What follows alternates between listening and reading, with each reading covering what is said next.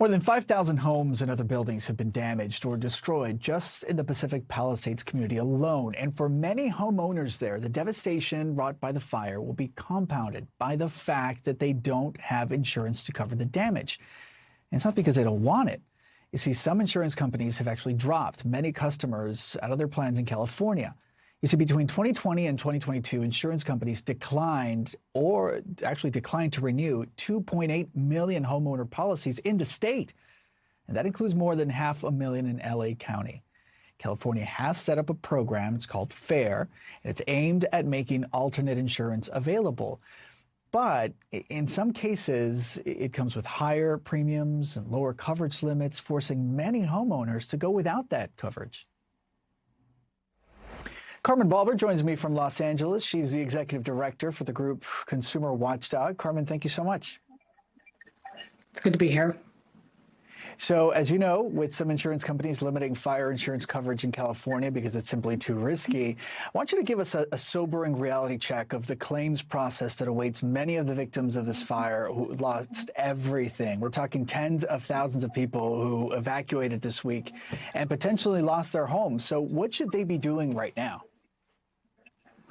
The most important thing to do if you've been evacuated and fear that your home may be lost is start documenting everything.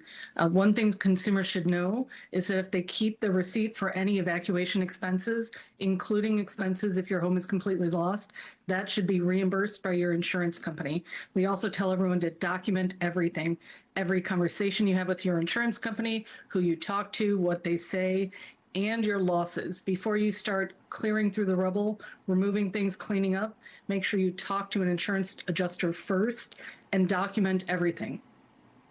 Yeah, in the chaos of a crisis, it's very easy to forget that evacuation costs money, fuel, transportation, hotels, all of that. It's important to document it right now to hopefully get as much as they can reimbursed. Most Californians, Carmen, certainly familiar with the FAIR traditional insurance policy. It covers many of them, most of them, I would say, if I'm not mistaken.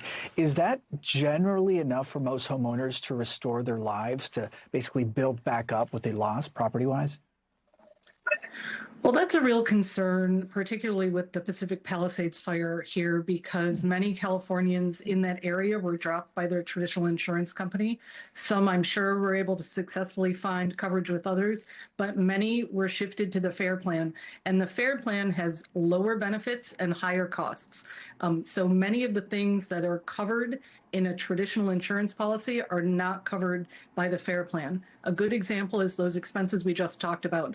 Additional living expenses that most insurance companies will pay for, the cost for your hotel, food, etc., are not covered by the FAIR plan. So people in the FAIR plan may have less protection than those with traditional insurance. And that's a real problem for folks who are trying to live their lives while they rebuild. Mm-hmm. On the topic of protection, what kind of consumer laws are out there in California to ensure that companies actually provide coverage to homeowners in some of these wildfire-prone regions?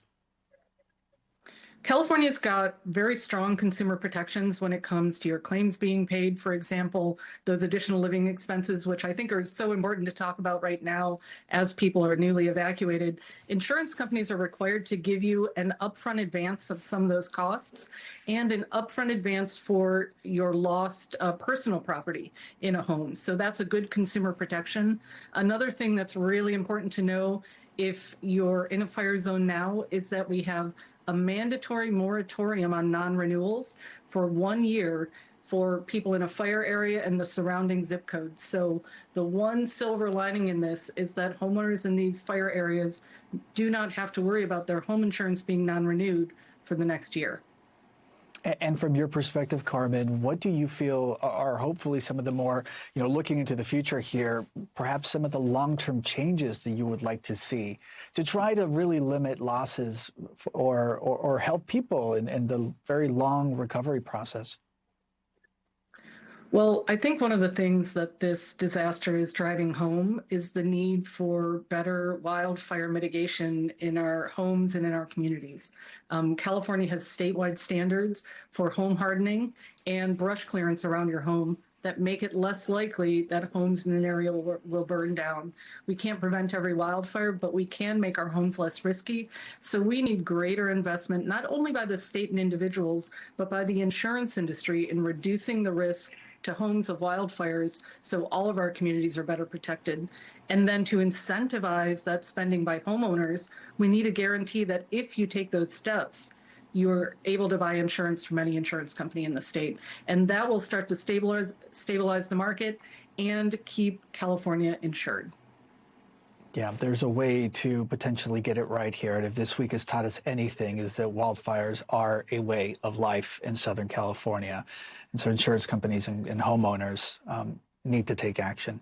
Carmen Balver, thank you so much for lending your expertise to this. This is an issue that people often don't think about amid the chaos of some of these fires. Thank you. Absolutely. Absolutely. Glad to be here.